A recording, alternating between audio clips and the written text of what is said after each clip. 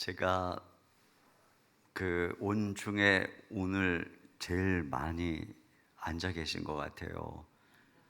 물론 제가 굉장히 오래전에 왔습니다. 그때도 특세 때였어요.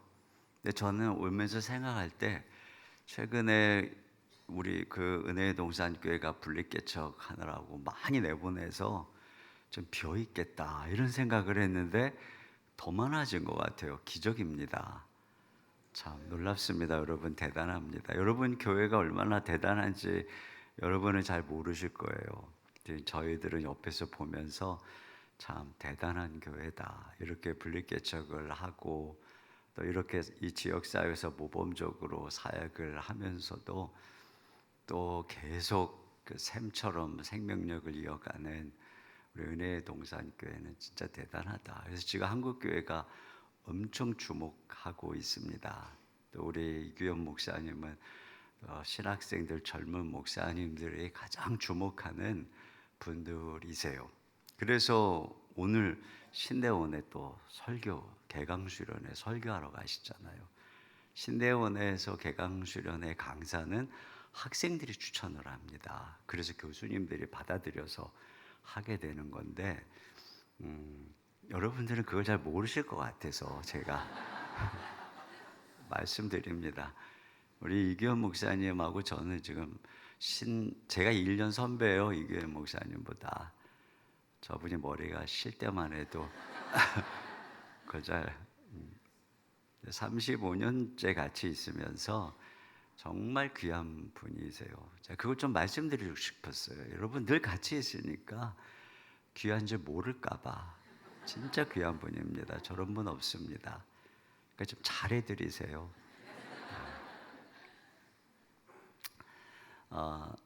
제가 오늘 제목을 희망이 사라져도 끝까지 믿으라 이렇게 제목을 잡은 이유는 여기 18절에 아브라함이 바랄 수 없는 중에 바라고 믿었다라고 하는 것을 세번역에 보면은 아브라함이 희망이 사라진 때에도 바라면서 믿었다 이렇게 되어 있기 때문에 아브라함은 희망이 사라진 때에도 끝까지 믿었다는 것입니다. 왜 희망이 사라졌냐면은 두 사람이 늙어버렸기 때문입니다.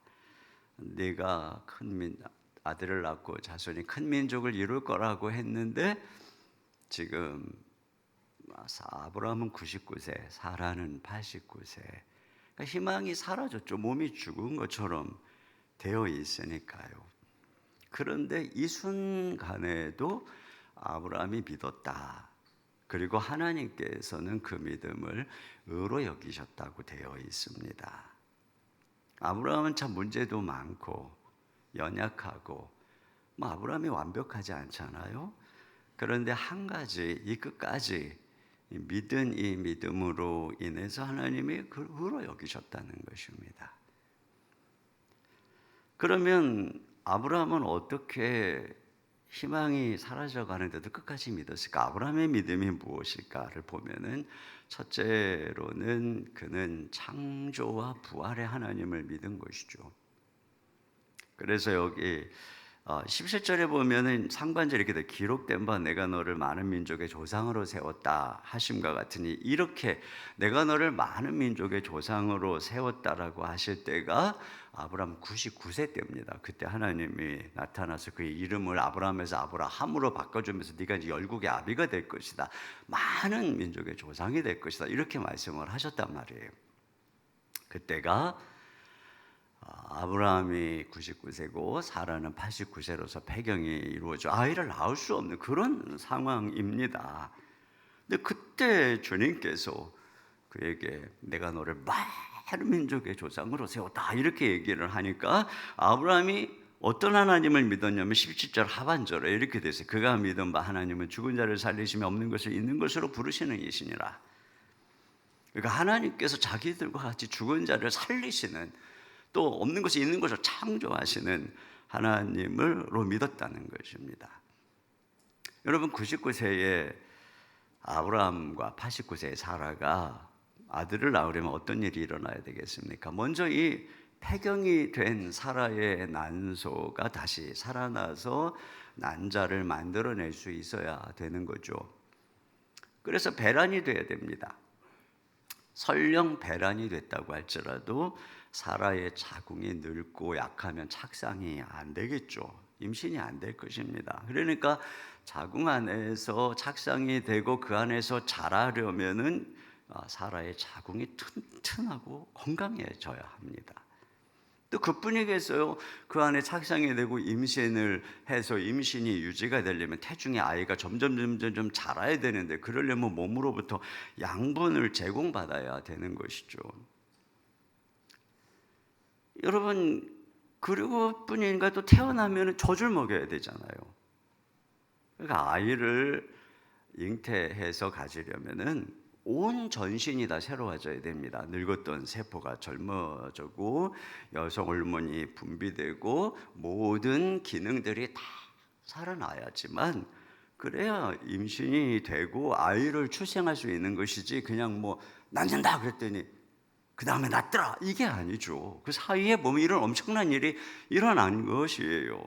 근데 아브라함과 사라는, 아브라함은 특별히 하나님이 실제적으로 너 내년 이맘때 아들 낳을 거다 했을 때, 그걸 믿을 때 아브라함은 정말 그 일이 일어날 거라고 믿은 것이에요.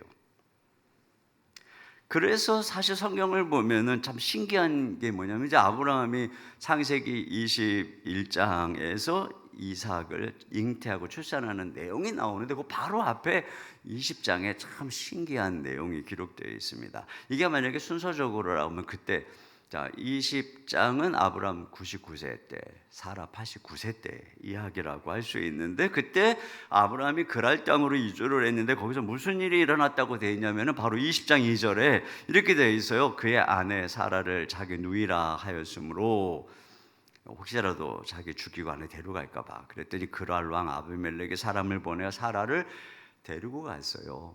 아내를 삼겠다고. 연대기적으로 하면 그때 나이가 89세 할머니인데, 과거에 24년 전에 애굽에서 그런 일이 한 번 있었죠. 그때 사라 나이는 65세였어요. 사실 65세도 나이가 많은 거예요. 그런데도 사라가 엄청 예뻤는가 봅니다. 그때도 누이라고 속였던 건데 이제는 세월이 흘렀습니다. 그래서 아브라함은 99세가 되고 사라는 89세 할머니가 됐는데, 세상에 그 아비멜렉이 얼마나 왜 처녀들이 많았겠어요. 그랬는데 사라를 아내를 삼겠다고 89세 할머니를 데리고 가는 그런 내용이 나오는 거죠. 그러니까 이제 학자들은 뭐라고 얘기하냐면, 성경이라고 하는 게 연대기적으로 기록된 게 아니다, 이런 얘기를 합니다. 물론 그럴 수도 있겠죠. 그러나 여러분 한번 생각을 해보세요. 정말로 그 다음 장 21장에서 이삭이 사라를 통해서 태어난 게 진짜라면, 그게 진짜라면 20장에서 사라의 몸이 어떻게 돼야 되나요? 당연히 가임기에 여성의 몸으로 바뀌어야 됩니다. 그런 일이 일어나지 않고서야 어떻게 21장에서 그가 89세, 90세죠. 90세 아이를 낳는 게 가능하겠습니까? 아브라함은 부활의 하나님을 믿었고 실제로 그 삶 속에서 이 부활의 능력을 경험한 것이죠. 그러니까 하나님께서는 부활과 창조의 하나님이 약속만 하시는 것이 아니라 실제로 그 약속을 믿을 때 그걸 이루시는, 그것을 우리가 보게 되는 것이에요. 여러분, 구약의 갈렙을 보세요. 그가 여호수아서에서 자기 나이가 85세인데 근데 지금이나 45년 전이나 힘이 같다, 이렇게 이야기를 하고 있습니다. 45년 전에 그가 가데스 바네아에서 우리가 아는 것처럼 열 정탐꾼이 다 부정적인 보고를 했어요. 그때 여호수아와 갈렙만이 하나님의 약속을 믿고 우리 밥이다, 하나님이 함께 하시면 우리는 가나안 땅 칠 수 있습니다, 그렇게 믿었습니다. 그때 하나님께서 이 여호수아와 갈렙 두 사람에게만 그 가나안 땅을 들어가서 너희 믿음대로 그것이 그 땅을 차지하게 될 것이라고 약속을 하셨습니다. 그리고 나머지 20세 이상의 모든 사람들은 40년 동안 광야에서 다 죽었습니다. 갈렙의 아버지도 어머니도 형도 친구도 동생도 다 죽었습니다. 40년 동안 20세 이상의 이스라엘 백성들이 병들고 징계받고 그래서 다 죽었어요. 그리고 40년이 지나서 가나안 땅 들어갈 때 모든 백성들이 다 60세 이하였습니다. 근데 딱 두 사람 여호수아와 갈렙만 80세가 넘은 것이죠. 그리고 그 가나안 땅 정복 전쟁 한 5년 정도 지나서 드디어 갈렙이 85세가 되어서 그날에 하나님이 약속하신 헤브론 산지에 이르렀던 것입니다. 그때 갈렙이 하는 말이에요. 45년 전이나 지금이나 내가 동일하다. 내 힘이 동일하다. 그러니 그날에 약속한 이 산지를 내게 주십시오. 이렇게 이야기를 하는 것입니다. 그러니까 갈렙은 믿음으로 인해서 단지 살아남았을 뿐 아니라 늙지를 않은 것입니다. 그 사명을 하나님께서 허락하실 때까지 그대로. 하나님께서는 이와 같이 부활의 하나님이시고 창조의 하나님이시죠. 여러분, 그것의 예표인 것입니다. 그렇죠. 모든 사람들이 죽었다 살아나기도 하고 또 이렇게 회춘하기도 하고 그러나 다 죽죠. 하지만 죽으시고 부활하셔서 지금까지 영원히 살아계신 분은 딱 한 분뿐입니다.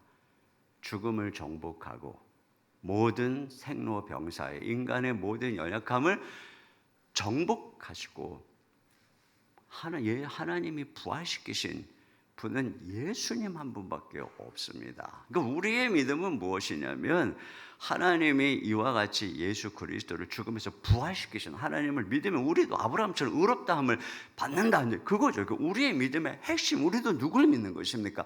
하나님이 죽은 가운데서 예수님을 부활시키신 그 하나님을 믿는 것이고, 이렇게 우리가 이 믿음을 가질 때 어떤 일이 일어나겠습니까? 부활하신 주님이 우리와 함께 하는 것입니다. 부활하신 주님이 우리와 함께 하실 때 우리가 그분 안에서 의롭다함을 얻고 생명을 얻을 뿐 아니라 부활의 생명이 우리와 함께 하면서 이 땅에서 사명을 감당하는 동안 부활의 능력을 경험하게 되고 죽으면 다시 부활하는 그날을 기다리게 되는 것이죠. 그래서 우리가 죽으시고 부활시키시는 하나님을 믿는다는 증거는 어디에 있는 것인가? 우리가 죽으시고 부활하신 예수님을 믿는데 우리도 아브라함과 동일한 믿음의 유전자를 가지고 있는 줄로 믿습니다. 그렇기 때문에 그 믿음을 가진 아브라함이 경험한 부활의 능력을 우리는 오늘날 예수님 안에서 경험할 수 있는 거예요. 여러분, 그래서 성경에 보면 바울이 루스드라에서 복음 전하다가 막 돌로 맞는 일이 일어납니다. 그래가지고 그 죽은 줄 알고 성 밖에 갔다가 버렸어요. 그러니까 이제 제자들이 또 성도들이 죽었나 보다 이러고 와서 쳐다보는데 바울이 턱턱턱 털고 일어납니다. 그리고 다시 일어나서 성에 들어가서 그 다음날 또 복음을 전하는 것을 볼 수 있습니다. 여러분, 저는 이걸 볼 때마다 너무 신기한 거예요. 돌로 얻어맞아가지고 기절해서 나가서 버려질 정도면 그건 최소 기절을 했더라도 뭔가 상처를 받았을 거 아니에요. 그뿐이겠습니까? 우리는 길 가다가 누구한테 폭력만 한번 당해도 외상후 스트레스 장애군이라고 무서워서 길도 못 가죠. 교회에서 봉사하다가 누구한테 상처만 받아도 다시 교회 가는 게 무섭다고 교회를 못 나가는 사람들 얼마나 많습니까? 이 바울은 돌로 두들겨 맞았는데 뻘떡 일어나가고 그 다음부터 또 복음 전하러 가는 거죠. 이게 뭡니까? 육체적으로 치유될 뿐 아니라 정서적으로 부활의 능력이 그 안에서 경험되는 것이에요. 여러분, 이런 부활의 능력이 오늘 우리와 함께하고 있는 줄로 믿습니다. 그러니까 우리가 죽고자 하는 자는 사는 거예요. 이게 부활의 능력입니다. 그래서 바울이 언제나 내가 우겨쌈을 당해도 고꾸라질 것 같아도 그래도 다시 일어나서 하나님이 세우신 이 부활의 능력으로 그 사명을 감당하는 거. 우리도 마찬가지로 살고자 그러면 죽어요. 여러분이 특세 2주간도요, 죽고자 나는 끝까지 나온다 그러면 정말 놀라운 이 2주가 여러분의 체질을 바꾸고 한 해를 바꾸는 그런 역사가 일어날 줄로 믿습니다. 오늘은 그냥 특수이니까 한번 나오고 한번 안 나오다 그러면 여러분 인생이 지지부지하다가 끝나는 거예요. 끝까지. 제가 우리 목사님하고 신대원 때 목사님이 그때 제가 폐결핵을 앓고 비실비실거리고 정말 사람들이 되게 너 사랑 구실을 할 줄 모르겠다 그랬습니다. 그리고요, 그래도 시간이 그러면 안 되는데, 그리고 제가 사랑의 교회에서 부역자 할 때 교회 개척한다 했을 때 뭐라면 딱 묻혀 말렸습니다. 목사님 그 체력 갖고 개척하면 죽습니다. 그랬습니다. 어떤 분이 저희 교회 홈페이지 매일 들여다본다는 거예요. 교회 개척하고 그렇게 관심이 많냐 그랬더니 혹시 입원했다는 소식 없는지. 근데 올해 21년째거든요. 입원 한 번도 안 했습니다. 우리 교인들은 알아요. 하나님 진짜 살아계신다. 제가 워낙에 그랬거든요. 하나님은, 그러니까 물론 하나님이 뭐 그렇다 우리는 다 또 때가 되면 가는 겁니다. 하나님이 다 하나님 뜻 안에서. 그러나 하나님께서 우리에게 주신 바 사명 믿음으로 그냥 딱 붙들고 힘있게 걸어가면 이 부활의 능력이 오늘도 우리와 함께 하시는 줄로 믿습니다. 그 다음에 또 두 번째로 아브라함의 믿음은 어떤 믿음이냐면은 연단된 믿음이에요. 연단된 믿음. 여기 보면은 이제 19절에 이렇게 되어 있어요. 그가 백세나 되어 자기 몸이 죽은 것 같고 사라의 태가 죽은 것 같음을 알고도, 그러니까 아브라함이 모른 게 아니에요. 알아요. 내 몸 죽었구나. 99세니까 사라도 늙어서 애 못 낳아. 알아요. 그러니까 이성과 경험이 뭐라 그랬어요? 이제 더 이상 하나님의 약속은 끝났어. 안 이루어져. 그런데 그 상황에서 아브라함의 믿음이 뭐라 그러냐면 소극적으로 19절 하반절에 이렇게, 먼저는 소극적으로 믿음이 약해지지 않고 믿음이 없어 하나님의 약속을 의심하지 않았다. 믿음이 약해지거나 의심하거나 이러지 않았다는 거예요. 여러분, 이 성경에 보면 믿음이 약하고 의심하고 하는 거 어린아이 믿음이라고 합니다. 막 흔들리고 막 이러는 거죠. 아브라함이 원래 그랬어요. 과거에 막 흔들리고 그랬어요. 그런데 이때가 아브라함 99세잖아요. 아브라함 99세는 더 이상 약해지거나 흔들리거나 의심하거나 그러지 않았다는 것입니다. 도리어 적극적으로 뭐라 그러냐면 20절 하반절부터 보면 믿음으로 견고하여져서 하나님께 영광을 돌리며 약속하신 그것을 또한 능히 이루실 줄을 확신하였으니 이렇게 되어 있습니다. 견고해져서 영광 돌리고 능히 확신을 했다. 더 굳게 말이죠. 그러니까 아브라함 99세 때는, 그전에는 뭐 좀 현찮았어요. 그랬는데 99세 때는 어린아이처럼, 그래서 막 이스마엘도 낳고 막 그랬잖아. 하갈하고 결혼하고. 근데 그 99세 때는 더 이상 흔들리지 않았다. 굳세졌다. 희망은 점점점 없어지는데 그의 믿음은 점점점 굳세졌다는 것입니다. 제가 여기서 깨닫는 것이 뭐냐면 아브라함의 믿음은 연단된 믿음이구나. 25년이라고 하는 세월 속에서 처음에는 연약하기도 하고 흔들리기도 했지만 기다림 속에서 믿음이 연단됐구나. 그러니까 진짜 포도주는 오래되면 숙성이 되는 것처럼 믿음이 진짜면 그 믿음은 기다림 속에서 없어지고 약해지는 것이 아니라 연단된다라고 하는 것입니다. 그러니까 아브라함의 믿음은 이와 같이 연단돼서 더 이상 의심하지 않고 흔들리지 않게 된 것이죠. 저희 교회가 교육관이 부족해서 이제 코로나 기간에 이제 저희가 이제 주일학교 애들이 다 주변에 임대에 있어서 교육관을 찾다가 코로나로 인해서 비어 있는 빌딩 하나를 찾게 되었습니다. 저렴하게 매물은 나왔지만 뭐 저희가 감당하기에는 너무 비싼 수백억짜리 빌딩이었습니다. 이것은 코로나가 준 기회였어요.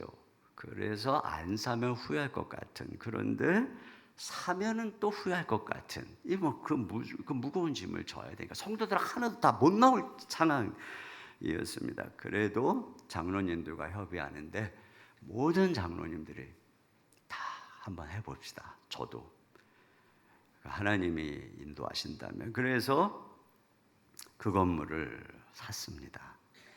그래서 거기다가 사서 주일학교 들어가고, 또 우리 이규현 목사님과 정갑신 목사님 아세요 혹시? 이라는 분의 꾀임에 빠져서 학교도 또 시작을 했습니다. 어마어마한 빚을 지고 거기다가 또 학교까지. 전 학교가 그렇게 돈 먹는 함한 줄을 몰랐습니다. 그렇게 사서 났는데 그 뒤 한 달 후부터 금리가 올라가기 시작하는 겁니다. 사실 그거 살 때만 해도 이 정도면 될까 말까 그러고서 샀는데, 세상에 그 다음 달부터 금리가 올라가기 시작하더니 계속 올라가고 또 올라가고, 3개월 변동금리였거든요. 또 올라가고 또 올라가고. 그래서 지금은 2배로 올라가죠. 금리가 2배로. 그러니까 제가 그리고 금방 끝날 것 같은 코로나는 안 끝나고, 성도들은 교회는 못 나오고, 원망과 불평은 커지고, 제가 아침에 눈을 뜨면 두려움이 몰려오고, 내가 이걸 왜 했을까? 후회가 너무 물리고 싶고 후회가 막심하고, 이 골치 아픈 과정에서 또 학교는 또 해야 되고, 이걸 어떻게 해야 되나?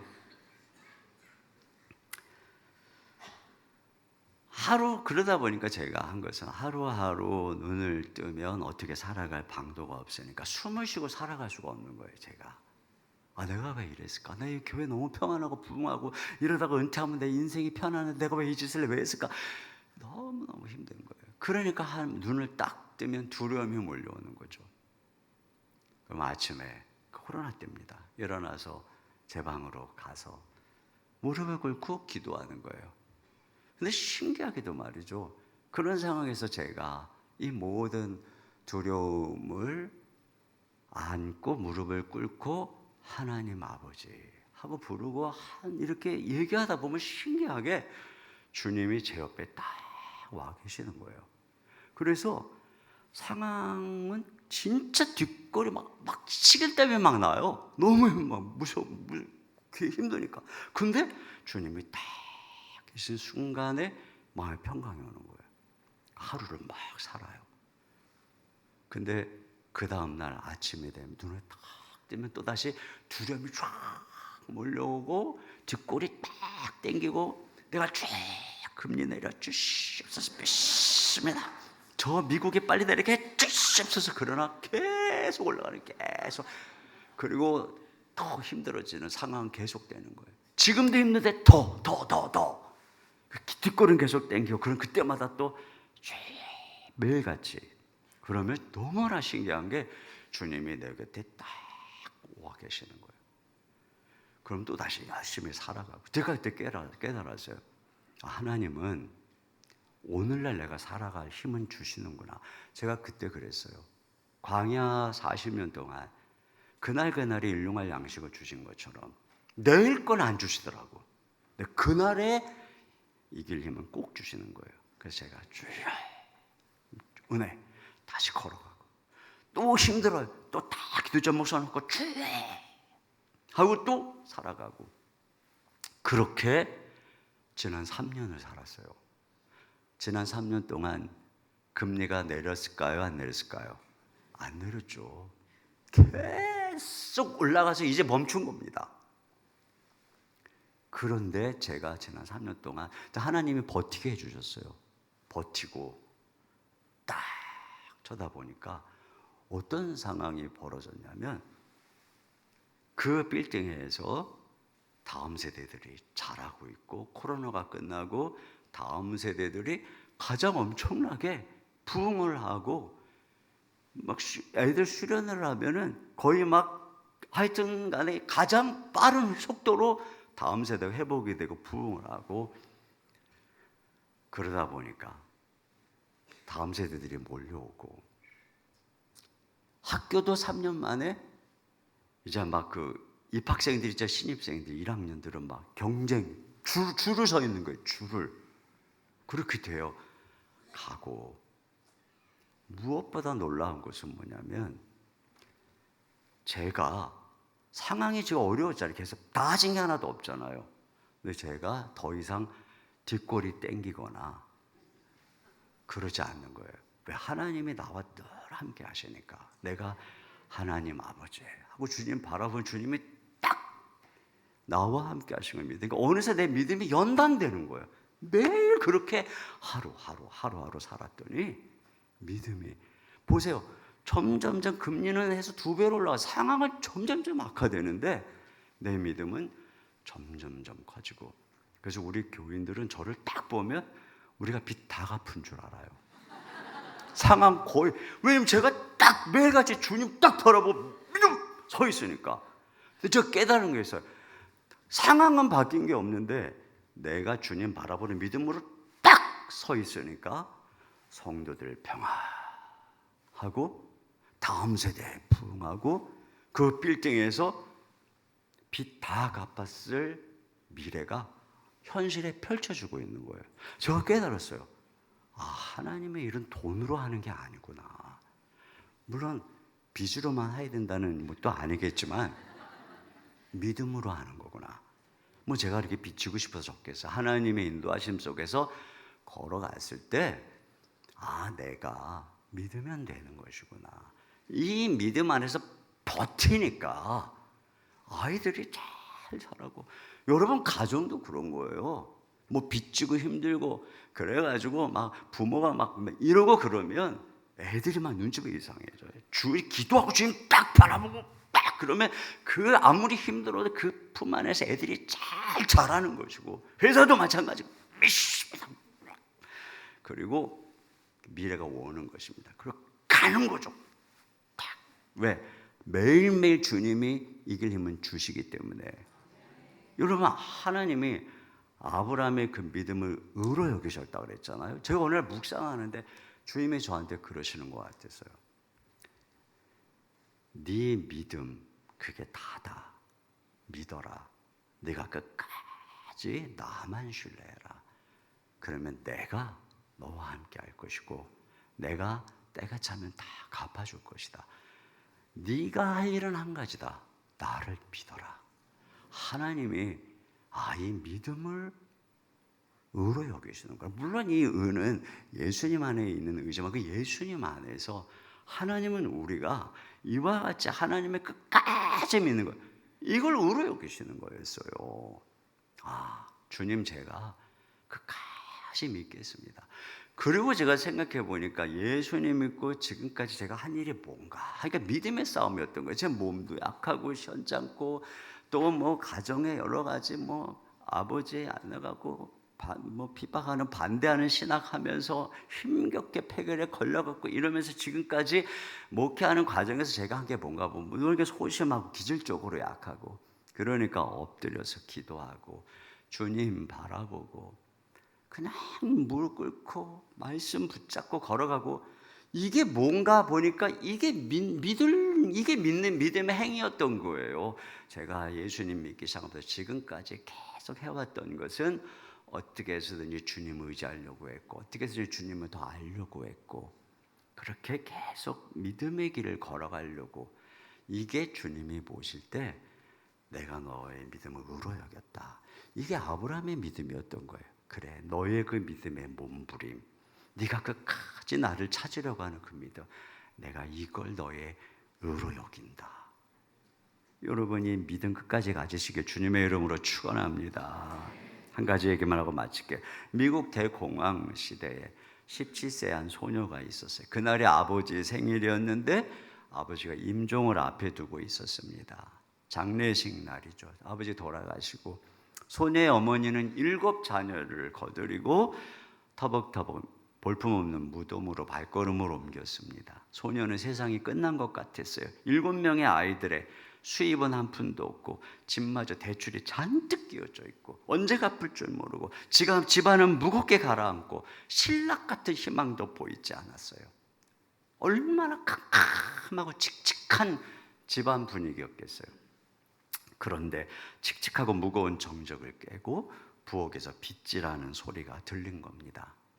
잠시 멈추는가 싶더니 이번에는 더 힘이 간 소리로 쓱싹 쓱싹 빗질하는 소리가 들렸습니다. 사흘 동안 한마디도 하지 않던 어머니가 집안일을 시작한 것입니다. 쓱싹 쓱싹 계속 빗질하는 소리가 들렸습니다. 그 소리는, 소녀가 그럽니다. 그 소리는 어머니가 말씀할 수 있는 것보다 큰 소리로 이렇게 말하고 있었습니다. 얘들아, 인생은 계속된다. 희망은 사라진 것이 아니다. 우리는 주님을 믿었고 앞으로도 그 사실은 변함이 없을 것이다. 우리는 다시 힘을 내어 생을 이어갈 것이다. 소녀가 말합니다. 어머니가 그렇게 단순하게 집안일을 하는 소리가 얼마나 달콤했는지, 마음속에 희망과 믿음을 지피는데 얼마나 힘이 됐는지 일기장에 이렇게 적었대요. 세상이 완전히 무너지지 않았고 모든 걸 다 잃지도 않았다. 희망은 있다. 인생은 계속된다. 하나님은 살아계십니다. 죽으시고 부활하셔서 지금 우리와 함께 하시는 주님 영원히 우리를 버리지 않습니다. 오늘 하루 살아갈 힘은 반드시 주님이 주십니다. 우리는 매일 오늘만 살면 됩니다. 그렇게 계속 가다 보면 어느새 터널을 통과하게 되고 살아계신 하나님의 능력이 우리 가운데 나타나게 될 줄로 믿습니다.